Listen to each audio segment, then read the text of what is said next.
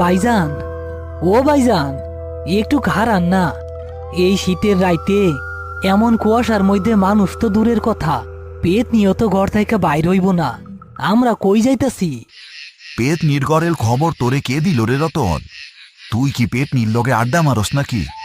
তাড়াতাড়ি পাসালা, মণ্ডল মশাই খবর পাঠাইছে কাল নাগিনীর ঘাটে নাকি একটা লাশ আটকায় আছে। কাল নাগিনীর ঘাটে? ভাইজান, আপনি কি পাগল হইছেন? ওই ঘাটে তো রাইতে মাঝিরাও নাও বিরায় না। গত বছর ওই ঘাটে হারান কাকা মাছ ধরতে গিয়া আর ফিরে আসে নাই। আমি যাবো না ভাইজান। না গেলে হেরিকেনটা রাইখা তুই এক লাইবারি যা। তয় মনে রাখিস, এই রাস্তায় কিন্তু বাঁশঝাড়ের ওই কানা ভুট্টা করে এক লাপাইলে কিন্তু ঘাড় মটকায়া দিব। ইয়া মাবুত, নানা ভাইজান, আমি আপনার লগেই যাবো। তয় ভাইজান, লাশ তো জলেই ভাসে, এইটার লাগে আমাকে এত রাইতে যাওয়ার কি দরকার? দরকার আছে বইলাই তো ডাকছে। মণ্ডল মশাইয়ের লোক কইল লাশটা নাকি গত 2 দিন ধইরা ওই একই জায়গায় ভাসতাছে। স্রোত আছে, তাও ভাইসা যায় না, পারেও আসে না। মনে হইতাছে কেউ তার পা দইরা জলের নিচে টাইনা রাখছে। তারা ঘাটে এসে পৌঁছালো।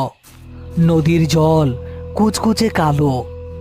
ঘাটের কাছে একটা পুরনো বটগাছ ডালপালা ছড়িয়ে আছে। মণ্ডল মশাই এবং আরো 2-3 জন গ্রামবাসী ভয়ে ভয়ে দূরে দাঁড়িয়ে আছে। করিম ও রতনকে দেখে তারা সামনের দিকে এগিয়ে এলো। হ্যাঁ, বাসাইলা করিম, তুমি না আসলে আজ রাইতে গ্রামের কেউ শান্তিতে ঘুমাইতে পারতো না। ঘটনা কি মণ্ডল মশাই? লাশ কার? কিছু বুঝবার পারলেন? না গো, মুখ তো দেখা যায় না, উপর হইয়া ভাসতাছে। কিন্তু ভয়ের কথা ওইটা না।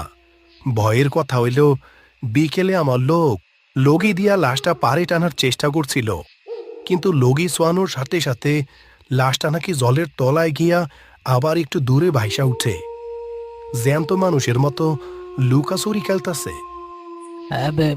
উস্তাদ, কামটা তো সুবিধার মনে হইতাছে না। এইটা নির্ঘাত জলের ভূত। চলেন, চইলা যাই। রতন, চুপ কর। জলের ভূত বইলা কিছু নাই। কোনো ডালের লগে হয়তো শার্ট আটকায়া গেছে। রতন, ওই ছোট ডিঙি নৌকাটায় ওঠ, লগিটা নে হাতে, আমি লাশ তুই লামতাছি। করিম আর রতন ডিঙি নৌকা নিয়ে লাশের দিকে এগিয়ে যাচ্ছে। হ্যারিকেনের আলো জলের ওপর কাঁপছে। কয়েক হাত দূরেই লাশটা উপর হয়ে ভেসে আছে, গায়ে একটা ছেঁড়া ফতুয়া। পরিবেশ একদম নিশ্চুপ, শুধু বৈঠা চালানোর ছলাৎ ছলাৎ শব্দ শোনা যাচ্ছে। রতন, নৌকা থামা, হ্যারিকেনটা ভালো কইরা লাশের দিকে ধর। আমি বাঁশের আকড়া দিয়া লাশের জামাটা বাজাইয়া টান দিব, তুই শক্ত কইরা বইসা থাকিস। উস্তাদ, আমার বুকের ভিতর কেমন জানি করতেছে। লাশের গা দিয়া পচা গন্ধের বদলে কেমন একটা পোড়া পোড়া গন্ধ আইতাছে, খেয়াল করছেন? হ, গন্ধটা তো অদ্ভুত। আচ্ছা যাই হোক, বিসমিল্লাহ। করিম বাঁশের মাথায় লাগানো লোহার আকড়াটা দিয়ে লাশের ফতুয়াটা আটকে নিজের দিকে টানতে শুরু করলো। লাশটা নৌকার একদম কাছে চলে এসেছে। করিম লাশের কাঁধ ধরে তাকে সোজা করে নৌকায় তোলার চেষ্টা করছে।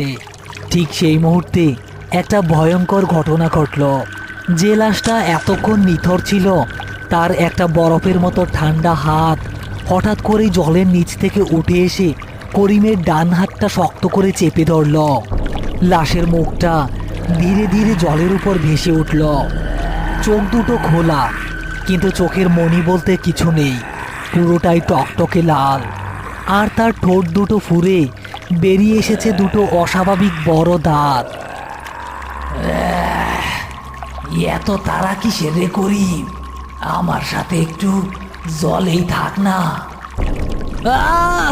উস্তাদ, উস্তাদ গো! নৌকাটি প্রচন্ড জোরে দুলছে। রতনের হাত থেকে পড়ে যাওয়া হ্যারিকেনের কাঁচ ভেঙে নৌকার পাটাতনে কেরোসিন ছড়িয়ে পড়েছে। সেখানে দপদপ করে ছোট্ট একটা আগুন জ্বলে উঠল। সেই লালচে আলোয় লাশের বিকৃত মুখটা আরো ভয়ঙ্কর দেখাচ্ছে। লাশের বরফ শীতল হাতের চাপে করিমের মনে হচ্ছে তার হাড় গুঁড়ো হয়ে যাবে। রতন ফিল্লাবি না, লগিটা নে, লগি দিয়া ওর মাথায় বাড়ি দে। উস্তাদ গো, আমি পারুম না। ও চোখ দেখছেন, ও তো মানুষ না, ও তো রাক্ষস। আমারে মাফ করে দেন উস্তাদ, আমি লাভ দিয়া সাঁতরাইয়া চলে যাবো। চুপ কর হারামজাদা। এই রাইতে সাঁতরাইলে এই জলের ভুত্তর পা চাইপা ধইরা পাতালপুরিতে নিয়ে যাইব। লগি না ধরলে আমি নিজেই তোরে ধাক্কা দিয়া ফালাইয়া দিমু। রতন ভয়ে চোখ বন্ধ করে বাঁশের লগিটা হাতে নিল এবং আন্দাজে একটা বাড়ি মারল। কিন্তু বাড়িটা লাশের মাথায় না লেগে করিমের কাঁধের কাছে লাগলো। আহ, আরে গাধা, আমারে মারতাছস কেন? সাইডা দে, তোর কিচ্ছু করতে হইব না। করিম বুঝতে পারল এই অপশক্তির সাথে গায়ের জোরে পারা যাবে না, বুদ্ধি খাটাতে হবে। তার মনে পড়ে গেল পুরনো দিনের এক অভিজ্ঞতার কথা। কালো জাদুতে ভর করা লাশ লোহা আর আগুন ভয় পায়। করিম তার বাঁ হাতে নৌকার পাটাতনে জ্বলতে থাকা কেরোসিনের আগুন থেকে একটা জ্বলন্ত কাঠের টুকরো তুলে নিল। তুই জ্যান্ত না মরা আমি জানি না, তয় করিমের হাত ধইরা এই জীবনে কেউ পার পায় নাই। নে, খাই যা। করিম জ্বলন্ত কাঠের টুকরোটা লাশের সেই লাল চোখের দিকে চেপে ধরল। আগুন লাগার সাথে সাথেই জলের ওপর ছ্যাদ করে একটা বিকট শব্দ হলো। লাশটা কোনো মানুষের মতো নয়, বরং একটা বন্য পশুর মতো হিসি শব্দ করে উঠে বসল এবং তার হাতের মুঠোটা আলগা হয়ে গেল। রতন, বইটা আমার, জলদি পাড়ের দিকে টান। রতন জীবন বাজি রেখে চোখ বন্ধ করে পাগলের মতো বৈঠা মারতে শুরু করলো। নৌকা তীব্র বেগে পাড়ের দিকে এগুতে থাকলো। পেছনে তাকাতেই করিম দেখল লাশটা জলের ওপর সোজা হয়ে দাঁড়িয়ে আছে। তার অর্ধেক শরীর জলের নিচে, বাকি অর্ধেক ওপরে। সে নৌকার দিকে তাকিয়ে একটা বীভৎস চাপা হাসির শব্দ করছে। নৌকা পাড়ে এসে সজোরে ধাক্কা খেল। রতন এক লাফ দিয়ে কাদামাটিতে আছড়ে পড়ল এবং এক দৌড়ে মণ্ডল মশাইয়ের পেছনে গিয়ে লুকালো। করিম হাঁপাতে হাঁপাতে নৌকা থেকে নেমে এলো। তার ডান হাতটা নীল হয়ে গেছে। কি হইল করিম? আর ওইটা কি জলের মধ্যে খাড়াই আছে? আমার তো দেখা আটটা শুকাইয়া যাইতেছে। ওইটা সাধারণ লাশ না মণ্ডল মশাই, ওইটারে জ্যান্ত করা হইছে। আমি ওর গা দিয়া পচা গন্ধ পাই নাই, পাইছি ধুনো আর চিতার ছাইয়ের পোড়া গন্ধ। কেউ হয়তো খুব শক্তিশালী কালো জাদু কইরা এই লাশটার এই ঘাটে পাহারাদার বানায়া রাখছে। পাহারাদার? কিন্তু পাহারাদার তো জ্যান্ত মানুষ হয়, মরা মানুষ পাহারা দিব কেমনে? আর কারেই বা পাহারা দিব? হ্যাঁ, এইটাই তো আসল রহস্যের রতন। কেউ হয়তো চায় না এই কালনাগিনীর ঘাটে রাইতের বেলা কোনো মানুষ আসুক। নিশ্চয়ই এই জলের তলায় এমন কিছু লুকানো আছে যেইটা কেউ দেখা ফেলুক, তা অপরাধীরা চায় না। হঠাৎ নদীর জল প্রবল বেগে তোলপাড় হতে শুরু করলো। ছলাৎ ছলাৎ শব্দে সেই লাশটা জলের ওপর দিয়ে ঘেঁষতে ঘেঁষতে নদীর পাড়ের দিকে আসতে থাকলো। তার চোখ দুটো দিয়ে যেন আগুন জ্বলছে। গ্রামের লোকেরা ভয়ে যে যার মতো উল্টো দিকে দৌড় দিল। শুধু করিম শক্ত হয়ে দাঁড়িয়ে আছে। রতন, পালাবি না, তুই আমার ডান হাত। আমারে ওই লোহার শিকলটা দে, যেইটা দিয়া নৌকা বাতা থাকে। জলদি। রতন এবার আর না পালিয়ে কাঁপতে কাঁপতে নৌকার মোটা লোহা দিয়ে তৈরি নৌকনের শিকলটা করিমের হাতে তুলে দিল। লাশটা কাদামাখানো শরীর নিয়ে ডাঙায় উঠে এসেছে। তার মুখ থেকে সেই গড়গড় শব্দটা বের হচ্ছে। সে সোজা করিমের দিকে হাত বাড়িয়ে তেড়ে আসছে। আইস তোর জাদুর শিকড় আমি উপরা মুফাইতান। বিসমিল্লাহ। লাশটা করিমের উপর ঝাঁপিয়ে পড়ার ঠিক আগ মুহূর্তে করিম অত্যন্ত ক্ষিপ্রতার সাথে লোহার শিকলটা লাশের গলায় পেঁচিয়ে ধরল। লোহা ছোঁয়ার সাথে সাথেই লাশটার শরীর থেকে ধোঁয়া বের হতে শুরু করলো এবং সে ছটফট করতে থাকলো। রতন, ওর পা দুইটা ধর, ওরে জলের দিকে যাইতে দিস না। জল পাইলে ও আবার শক্তি পাইব। আচ্ছা উস্তাদ, ধরেন। রতন গিয়ে লাশের পা দুটো শক্ত করে চেপে ধরল। লাশের লাথিতে রতন দুইবার ছিটকে পড়ে গেলেও আবার এসে পা জাপটে ধরল। করিম শিকল দিয়ে লাশটাকে মাটিতে চেপে ধরে তার শরীরটা পরীক্ষা করতে থাকলো। হঠাৎ তার চোখ গেল লাশের গলার পেছনের দিকে। ঘাড়ের ঠিক নিচে একটা কালো রঙের বড় লোহার পেরেক অর্ধেক ঢোকানো আছে, যার মাথায় লাল সুতো পেঁচানো। পাইছি, এইটাই সেই শয়তানি জিনিস। রতন, শক্ত কইরা ধর। করিম তার গায়ের সমস্ত শক্তি দিয়ে লাশের ঘাড়ের সেই পেরেকটা ধরে এক হেঁচকা টানে তুলে আনলো। পেরেকটা ওঠার সাথে সাথেই একটা বিকট শব্দে চারপাশের বাতাস যেন কেঁপে উঠল। লাশের শরীরটা একটা বড় ঝাঁকুনি দিয়ে একদম নিস্তেজ হয়ে মাটিতে পড়ে গেল। তার লাল চোখ দুটো ধীরে ধীরে সাধারণ মরা মানুষের মতো ঘোলাটে চোখে পরিণত হলো। মুখ থেকে পিশাচের সেই আভাটা ধীরে ধীরে মুছে গেল।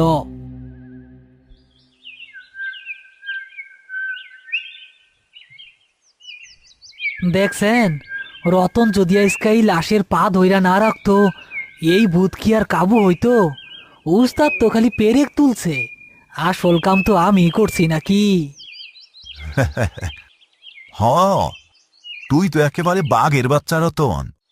রাইতে তো ভয়ে প্যান ভিজায়া ফালানোর দশা হয়েছিল তোর। কিন্তু করিম, এই পেরেক, এই কালো জাদু, এইগুলা কে করলো আর কেনই বা করলো? আমি কাইল রাইতে কইছিলাম মন্ডল মশাই, এই ঘাটে রাইতের বেলা যেন কেউ না আসে, সেই জন্যই এই ভয়ঙ্কর ফন্দি করা হয়েছিল। আপনারা জলের তলায় জাল ফেলা দেখেন, নিশ্চয়ই কোনো সারাসোলানের মাল বা অন্য কোনো রহস্য লুকানো আছে। মণ্ডল মশাইয়ের নির্দেশে জেলেরা নদীতে বড় জাল ফেলে। কিছুক্ষণ পরে জালের সাথে টেনে তোলা হয় বড় বড় কয়েকটি কাঠের বাক্স, যার ভেতরে ভর্তি চোরাই সোনা এবং বিদেশি অস্ত্র। সবাই বিস্ময়ে হতবাক হয়ে গেল। ইয়া খোদা, এইগুলা তো ওই ডাকাত সর্দার বজহরির কাজ। সেই তান্ত্রিক দিয়া এই লাশটারি বানাইছিল, যাতে কেউ এই মালগুলার খোঁজ না পায়। করিম, তুমি আজ গ্রামচারি একটা বড় বিপদের হাত থেকে বাঁচাইলা। বিপদ তো কেবল শুরু মন্ডল মশাই। বজহরি যখন জানব তার মাল ধরা পড়ছে, তার জাদুর পেরেক উপরানো হইছে, সে কি চুপ কইরা বসে থাকব? তার লগে হয়তো আমাগো দেহা হইব খুব জলদি। হ্যাঁ, উস্তাদ, উস্তাদ খারান, বজহরি ডাকাতের নাম শুনলেই তো আমার পেট মোচড় দিয়া উঠে। আপনি কি আবার কোনো নতুন বিপদে জড়ানোর প্ল্যান করতেছেন নাকি উস্তাদ? হ্যালো প্রিয় বন্ধুরা, আশা করি আজকের ভয়ঙ্কর গল্পটি আপনাদের ভালো লেগেছে। যদি ভিডিওটি দেখে ভয়, রোমাঞ্চ বা মজা পেয়ে থাকেন, তাহলে অবশ্যই একটি লাইক দিয়ে আমাদের পাশে থাকুন। এমন আরও নতুন নতুন ভয়ঙ্কর ভূতের কার্টুন ও গল্প সবার আগে পেতে এখনই আমাদের চ্যানেলটি সাবস্ক্রাইব করে রাখুন। আপনাদের ভালোবাসা ও সাপোর্ট আমাদের আরও ভয়ঙ্কর ও আরও ভালো গল্প বানাতে উৎসাহ দেয়। সবাই ভালো থাকবেন। আবার দেখা হবে আগামী শুক্রবারে ভয়ঙ্কর কোনো গল্পে।